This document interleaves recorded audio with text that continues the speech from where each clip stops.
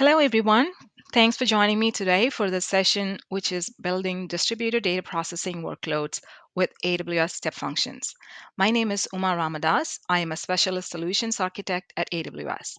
My job is helping customers design and operate well architected applications using AWS serverless services such as Step Functions, Lambda, even Bridge.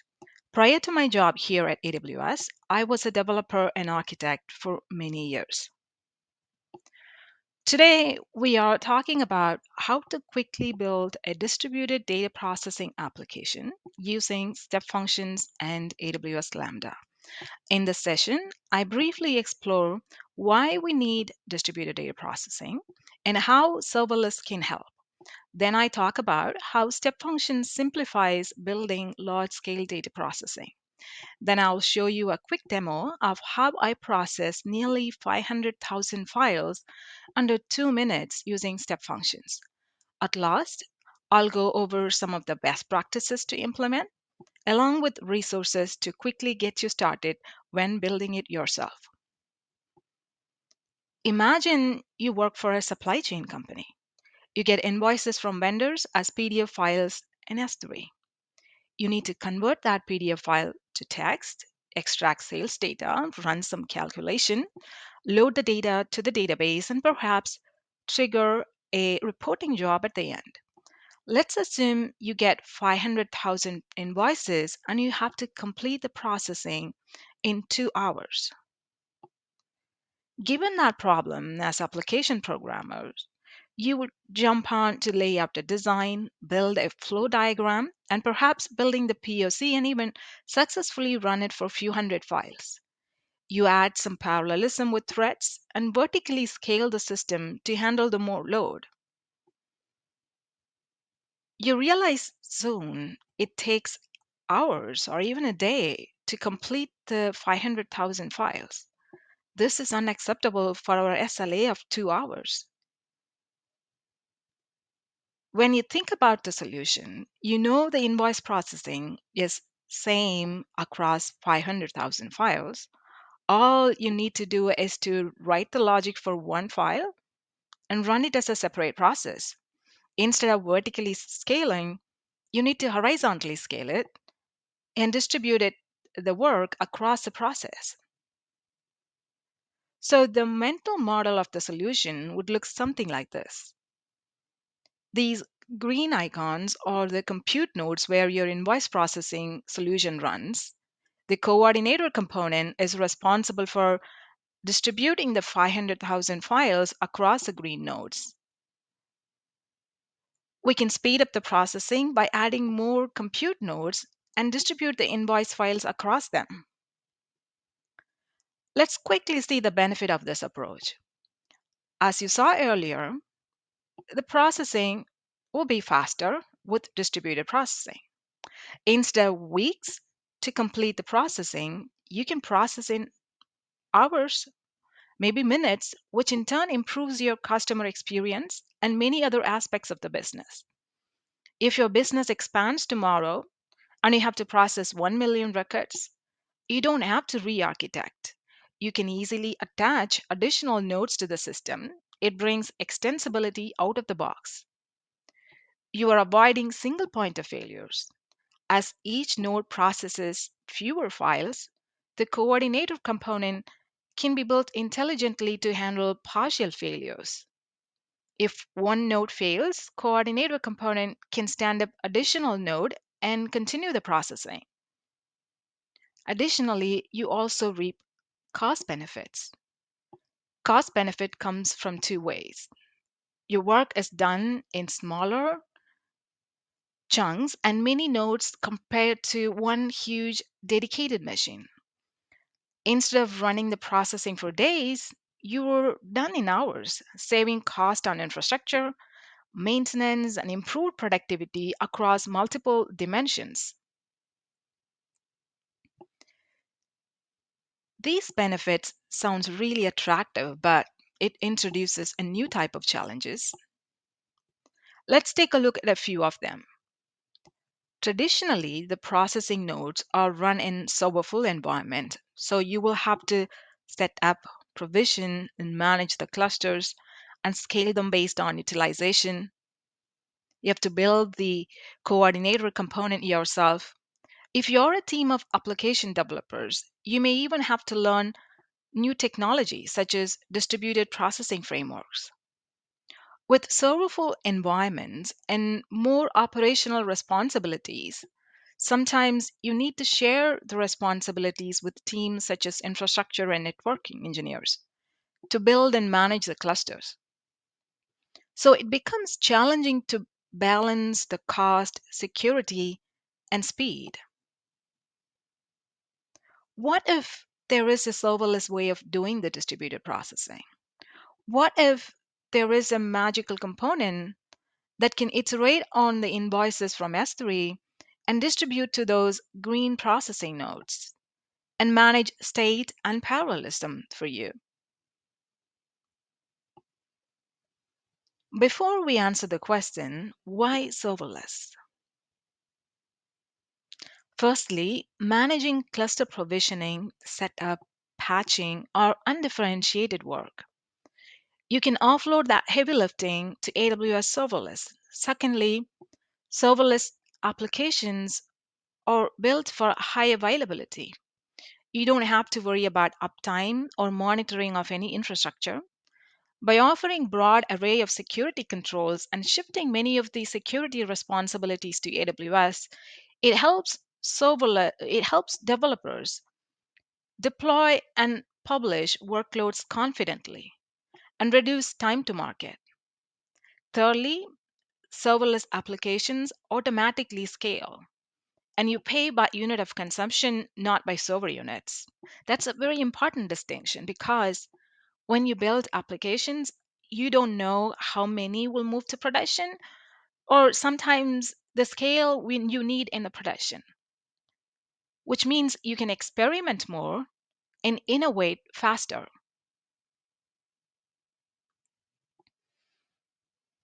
Before we introduce that magic feature, allow me to introduce a service that has the feature. When your application is powered by multiple connected services, how do you build that connection, track issues, or inspect for errors, and visualize what's happening across? This can be really challenging as your application grows. I believe this is where Step Functions as a workflow service comes into rescue. This little video you see in the screen shows you the experience of how you build workflows through Step Functions Visual Studio. You can drag and drop serverless services such as AWS Lambda, Amazon DynamoDB, Amazon SQS, and Fargate, introduce decision logics in the flow. You can run steps in parallel or you can iterate on arrays of items. You can even click on the action and configure additional information such as payloads, retries, input output handling. In my opinion, this drag and drop interface is one of the nicest interfaces in the console we have. Of course, you can build your workflow as code using a JSON like language called Amazon States Language, ASL. You can include ASL in your infrastructure as code as well to have a nice scalable way of building this workflow. Here is a magic bit. Step Functions integrates with over 10,000 AWS APIs across 200 plus AWS services directly. You can drag and drop those APIs and build workflows quickly.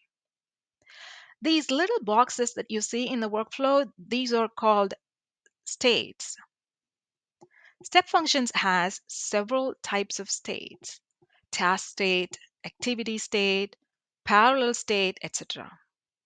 Map state or dynamic parallelism in Step Functions allows you to dynamically iterate on arrays of items. There are two types of map: inline map and distributed map. You pass an array to it and you can run it one at a time, two at a time, or maybe three at a time, and up to a max concurrency of 40 for inline map. What we found is customers wanted more than the concurrency of 40. They also wanted native integration to iterate on objects from S3. At reInvent 2022, we announced distributed map. You can go you can now go from a max concurrency of 40 to 10,000. Essentially, distributed map runs as a sub workflow with the Lambda function, Amazon Fargate, AWS SDKs, or any combinations of those inside the workflow. It also plays nicely with S3. You can not only give an input of arrays, but also S3 object of CSV or JSON file format or file type, or S3 prefix if you're processing multiple files. Step Functions provides a native iterator service for S3 objects. Distribute the work across the worker nodes in a highly scalable fashion. Aggregates output just like the MapReduce pattern. Handles failures and so on. This allows you to focus on just the business value. You only pay for the compute time you use, and the service automatically scales to handle the demands of your application. You can control the scale at which you want to distribute the work through a simple change. This means it gives you all the flexibility and extensibility to go from small to large scale workloads without huge changes or re architectures. Data processing jobs are done either at intervals or event driven. With pay-per-use pricing model, you can reduce your infrastructure costs by running serverful workflow orchestrations and compute services. Additionally, organizations can save cost on training developers to learn distributed processing frameworks and the related tools. Step Functions distributed map with AWS Lambda can be a really powerful combination with an unparalleled concurrency and scaling of both services. You can run your distributed data processing quicker than ever before. Developers can use their familiar programming languages to build the data processing workload using Lambda functions. With discrete tasks and distributed architecture, but coordinated through Orchestrator, individuals can work independently on tasks. Additionally, AWS Step Functions provides complete view of what's happening with the workflow visually, along with metrics and logs sent to Amazon CloudWatch. So the time spent on debugging and monitoring problems are greatly reduced.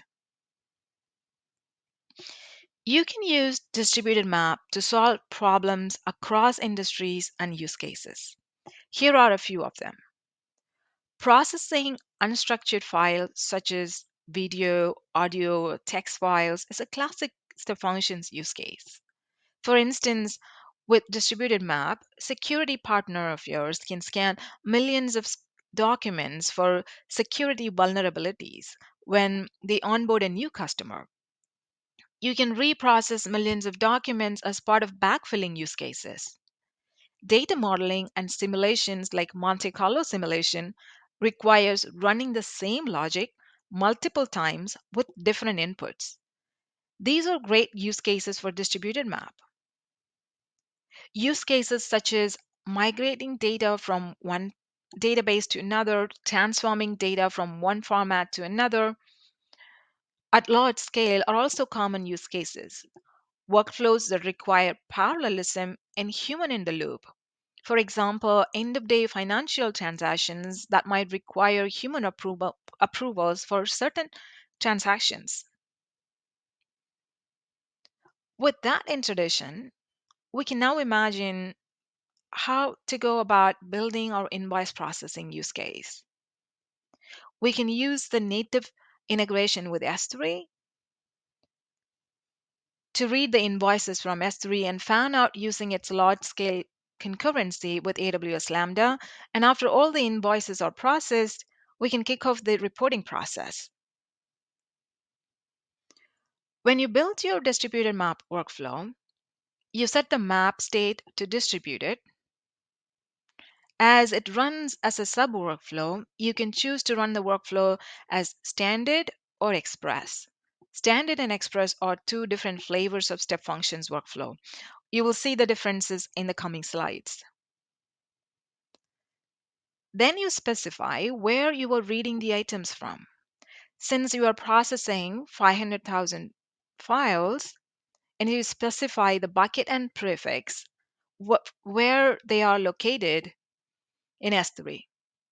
If you want to process millions of records from a single S3 object, you specify the S3 key and configure the resource as S3 get object. Then you go on to define the batch size and concurrency. Batching lets you send batches of items to the sub workflow or the child workflow. It is a great cost optimization technique as it can considerably decrease the number of state transitions. Concurrency defines how many parallel sub workflows you want to run. It generally depends on how much the downstream service can scale to. Then you go on to define the sub workflow itself. This can be a Lambda function, one of 10,000 plus AWS APIs, optimized integrations, or any combinations of those. Distributed map will invoke the sub workflow parallelly at the concurrency you define until all the items are processed. You will then optionally configure where you want to send the output of your distributed map. It is called result writing process. So this process will aggregate all the successful sub workflow responses as one file and failed sub workflow responses as another file. When you choose to write to the result writer, the output of the distributed map can be above 256 kilobyte limits, well into the gigabytes. All right, it is demo time now. In this demo, I run a simulation process for a fictitious company that processes home loans. The process is going to simulate how many loan applications will fail if the inflation goes about 2% using 500,000 loan application files. I have two buckets in my account for this project. Loan app simulation source bucket is where all the loan applications are stored under the prefix data. I have about nearly 500,000 files in this location. And if I go back, I have another bucket, loan app simulation destination bucket. This stores the results of the distributed map. This is where the result writer writes the results. Here is my state machine that's going to process these files. Loan app simulation data processing. Let me edit this and go to the workflow studio I talked about earlier. I'm going to close this one and zoom in a bit so you can view it. All right. Zoom out. The first step in my workflow is a distributed map. It has a Lambda function inside. The logic of the Lambda function is to accept one or more loan application and find out if the loan application will fail or not by running the simulation. And this Lambda function is inside the workflow, so the distributed map, all the sub workflows have this Lambda function inside. The Lambda function returns the loan applications with the failure information or the success information, and then the results are stored in the destination bucket. Remember, all the output of all of the Lambda functions are aggregated and stored in the destination bucket. After the distributed map is done processing all the 500,000 files, and I have this step called calculate failure ratio, it accepts this result bucket, result writer output, and finds out the percentage of loans that failed. And then it stores the information into the DynamoDB table.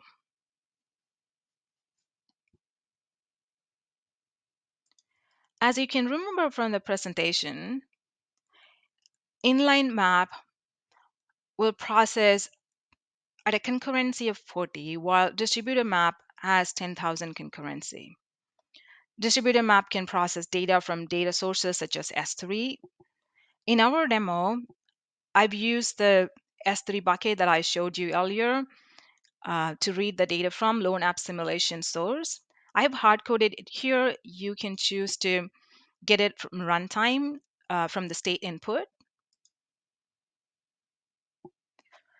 Batching enables sending batch of files to the child workflow instead of one at a time. So I have set this to 400. I'm also sending a batch of input, an additional to the 400 items of metadata to the Lambda function. And this is really handy when you want to pass parameters from the previous states. And I see the concurrency set to 1000, which mean I'm running 1000 parallel sub workflows. Again, we're using Lambda functions, which can scale to 1000 quickly. If your downstream services has limited scaling, you would set this limit to match with it. So I'm running 1000 parallel workflows with 400 items batched with each child workflow, which means 1000 multiplied by 400, 400,000 files are processed with just one iteration. Prior to this feature, you will have to use the list object V2 API yourself. It returns 1000 objects at a time. You process 1000 files at a time, repeating it for 500,000. With one iteration, you can only process 1000 files. So distributed map list all the objects metadata of the 500,000 files in the beginning itself, giving you the scale and the speed you need for running the process with greater parallelism. The last bit of information I have is how I am storing the results of all the child workflows, the destination bucket, and where the results are stored.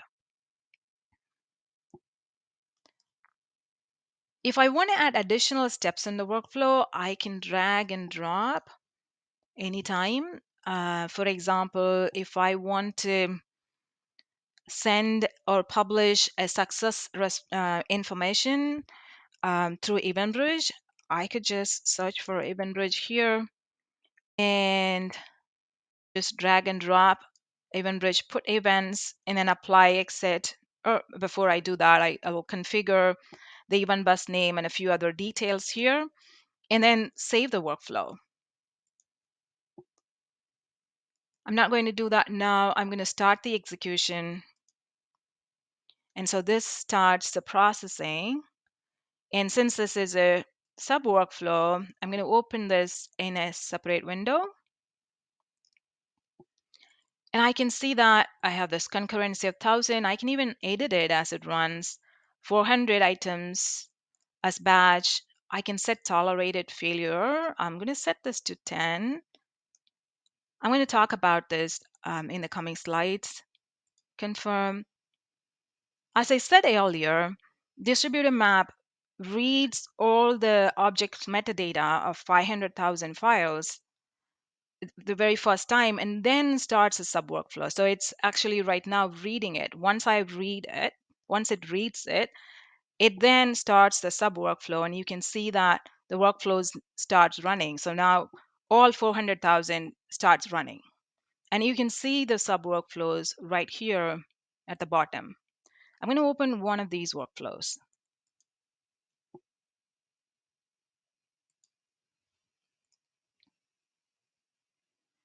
And view the input and output.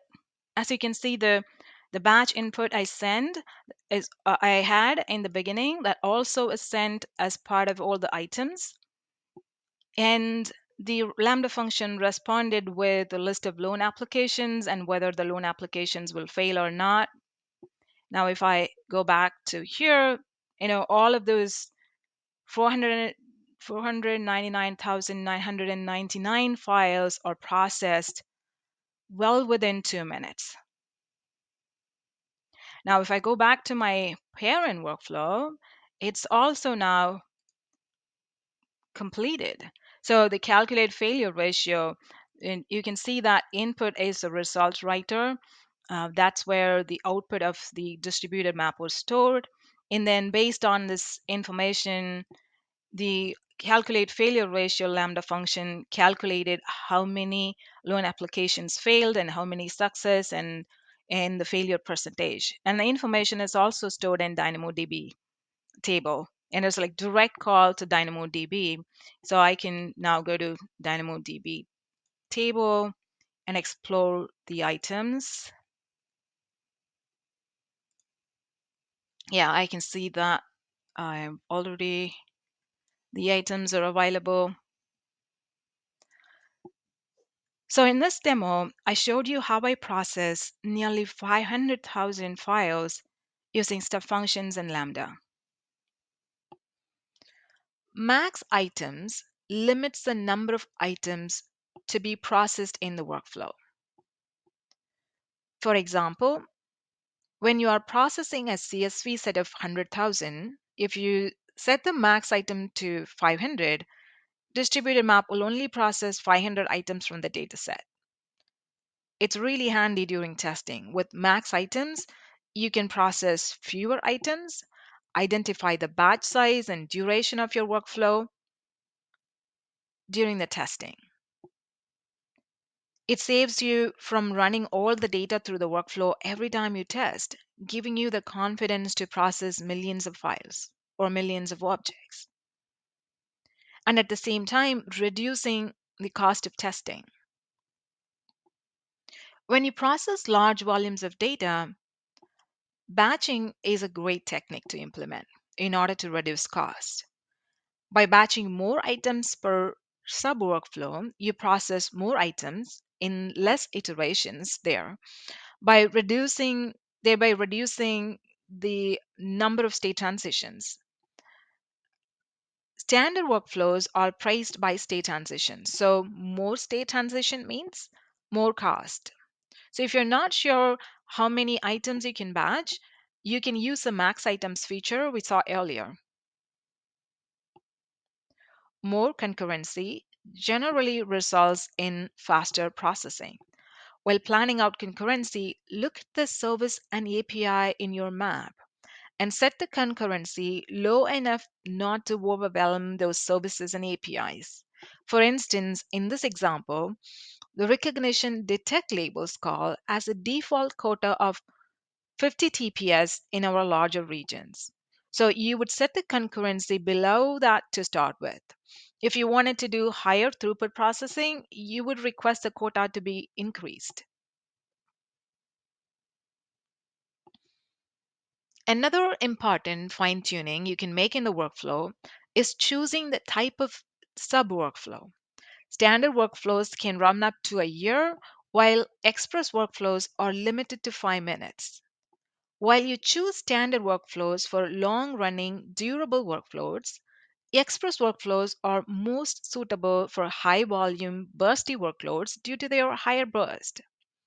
Another important distinction is how they are priced. While standard workflows have a simple pricing model based on the state transition, they can be expensive compared to Express if there are many steps in the workflow. In such cases, if your sub workflow can be run in 5 minutes, prefer Express workflows. Remember, this 5 minutes is per sub workflow, not the entire processing of the distributed map. Another important configuration with distributed map is failure toleration. We all agree in data processing, data quality is questionable. You don't want to either stop the entire processing because just one data was incorrect, nor continue processing when most of your data is incorrect.